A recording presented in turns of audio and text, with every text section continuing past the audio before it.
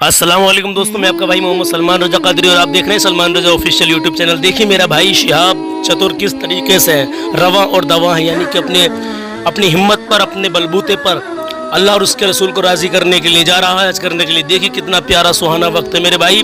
तो देखिए किस तरीके से मुसीबतों का सामना करने के बाद में परमिशन ली, किस तरीके से इन्होंने परमिशन ली, कौन कौन से देश जाकर उन्होंने परमिशन ली, हम सब आपको बताते हैं। बने रहिए वीडियो में, वीडियो को लाइक कर दें, चैनल को सब्सक्राइब कर दें। तो चलिए मौलाना से कुछ जानकारी लेते हैं और सुनते हैं इस बारे में कि हमारे शिहाब भाई ने कहाँ कहाँ जाकर क्या क्या किया, कहाँ कहाँ से परमिशन ली, कौन कौन से देश से परमिशन ली। तो चलिए सुनते हैं मेरे भाई।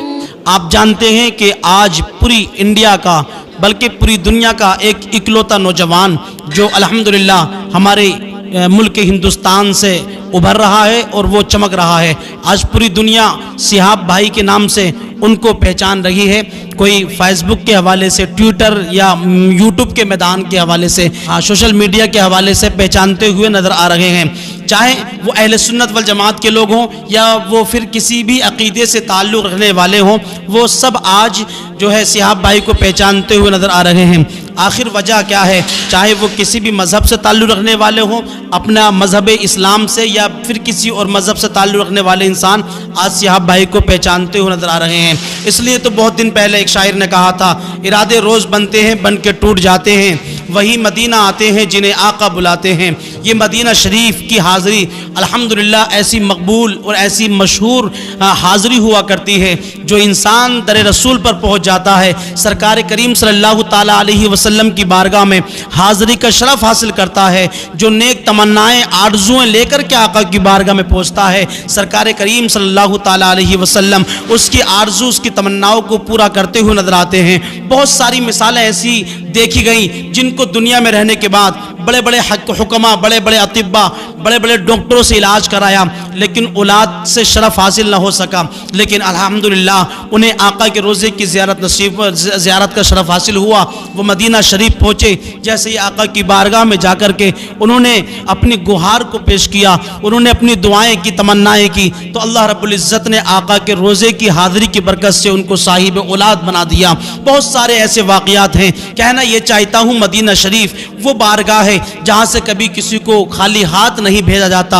आज पूरी दुनिया शिहाब भाई को पहचानती हुई नज़र आ रही है। आखिर वजह क्या है? क्या उस इंसान ने कोई इलेक्शन लड़ा है? नहीं। या उस इंसान ने कोई ऐसा मर्डर किया है? क्या कोई ऐसा काम किया है जिससे लोगों के दरमियान में बदगुमानी फैलती हुई नज़र आए? नहीं, बल्कि उस आशिक़ रसूल ने अपने इश्क का इजहार किया है। इश्क रसूल होने का, आशिक़ रसूल होने का सच्चा इजहार करते हुए पूरी दुनिया को बताया है कि मैं इस जवानी में, इस कड़ियल जवानी में सरकार के रोज़े की 8000 प्लस किलोमीटर का सफ़र करने के बाद सरकार के रोज़े पर हाज़िरी देने की ताकत रखता हूँ। ऐ नौजवानों, तुम्हें भी चाहिए कि तुम अगर इतना लंबा सफ़र ना कर सको तो कम से कम जो आपके घर के करीब में मस्जिद है, उस मस्जिद में जा कर के अल्लाह रब्बुल इज़्ज़त की बारगाह में, अल्लाह रब्बुल इज़्ज़त के घर में 5 दिन में 5 वक्त की नमाज अदा कर लिया करें। जब एक नौजवान इतना लंबा सफ़र तय करने के बाद हज बैतुल्लाह की सआदत का इरादा करके 1 साल पहले अगले साल के हज को मुकम्मल करने के लिए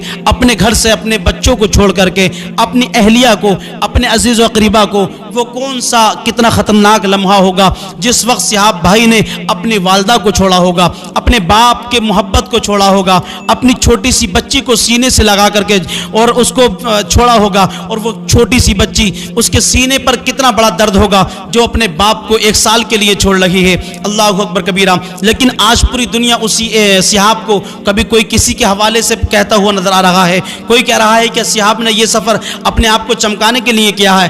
कोई कहता हुआ नजर आता है कि ये शिहाब भाई ने सफ़र जो है अपने नंबर बढ़ाने के लिए, अपनी सस्ती शोहरत हासिल करने के लिए किया है।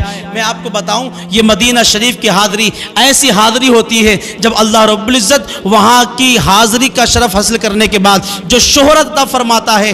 दुनिया में आने के बाद इंसान जो तरक्की हासिल करता है तो वो कुछ दिन के लिए करता है, लेकिन अल्लाह पाक की जानिब से सरकार करीम सल्लल्लाहु ताला अलैहि वसल्लम की बारगाह से जो हाज़िरी का शरफ़ हासिल होने के बाद इंसान लौटता है तो अल्लाह रब्बुल इज़्ज़त की बारगाह में उसको ऐसी मकबूलियत मिल जाती है, ऐसी शोहरत मिलती है कि वो दुनिया में भी चमकता हुआ नजर आता है और इंतकाल के बाद अपनी कब्र में भी चमकता हुआ नजर आएगा, इसलिए कि वो सरकार का उम्मती है। बरेली की आला हजरत तो सरकार के हवाले से फरमाते हैं, कौन देता है देने को منہ چاہیے، دینے والا ہے سچا ہمارا نبی۔ میرے عزیز، میں آپ کو بتانا چاہتا تھا کہ جس طریقے سے شہاب بھائی نے اپنا سفر کیرلا کی سرزمین سے کیا، کوئی معمولی کام نہیں ہے کہ آج ایک گاؤں سے دوسرے گاؤں تک پہنچنے کے لیے بائک کی ضرورت ہے اور آدھار کارڈ ہر انسان کی جیب میں لازمی ہے۔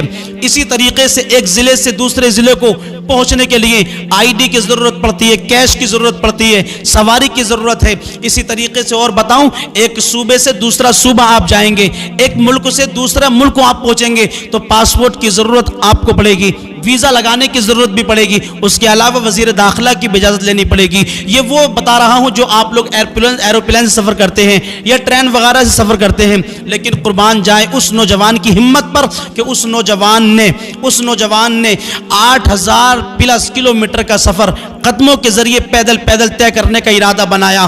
اب بتائیں کہ کیا یہ سفر اچانک سے ہو سکتا ہے؟ میں کہتا ہوں ہاں، اگر انڈیا کا سفر ہو تو اچانک سے کر سکتے ہیں، ایک ضلع سے دوسرے ضلع کا سفر ہو تو آسانی کے ساتھ ہو سکتا ہے، ایک مکان سے دوسرے مکان کا سفر آسانی کے ساتھ آدمی طے کر سکتا ہے۔ لیکن کہنے کا مطلب یہ ہے کہ جب انڈیا سے انڈیا میں آدمی سفر کرے تب بہت ساری مشکلات کا سامنا کرنا پڑتا ہے۔ اب وہ انسان جو انڈیا کو چھوڑنے کے بعد پاکستان سے گزر کر کے عراق اور ایران کے راستے سے ہو کر کے کویت سے گزرتا ہوا سرکار کی بارگاہ میں پہنچے گا تو بتائیے اس کو ان راستوں کو اختیار کرنے کے لیے کتنی پریشانی کی ضرورت، کتنی پریشانیوں کا سامنا کرنا پڑا ہوگا۔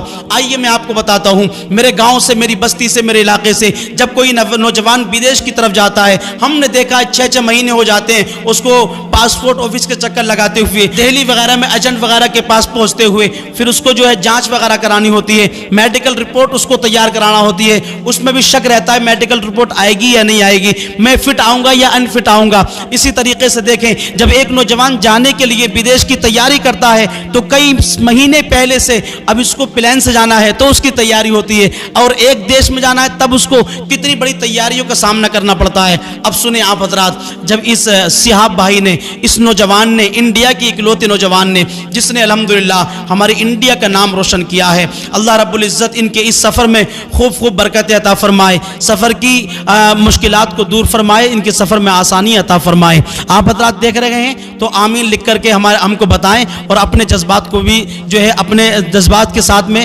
اپنے ہمارے بھائی شہاب بھائی کے لیے آپ دعا کرتے رہیں۔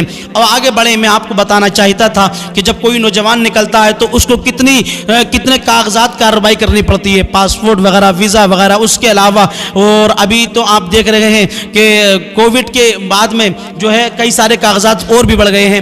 آئیے میں آپ کو بتاتا ہوں، یہ تقریباً جیسے کہ خبر ملی ہے کہ 3 سال پہلے سے شہاب بھائی کی تیاری چل رہی ہے۔ انڈیا کے وزیر داخلہ، وزیر اعظم آپ جانتے ہیں شری نریندر مودی جی صاحب ان کے پاس پہنچے ہوں گے یا ان کے ذریعے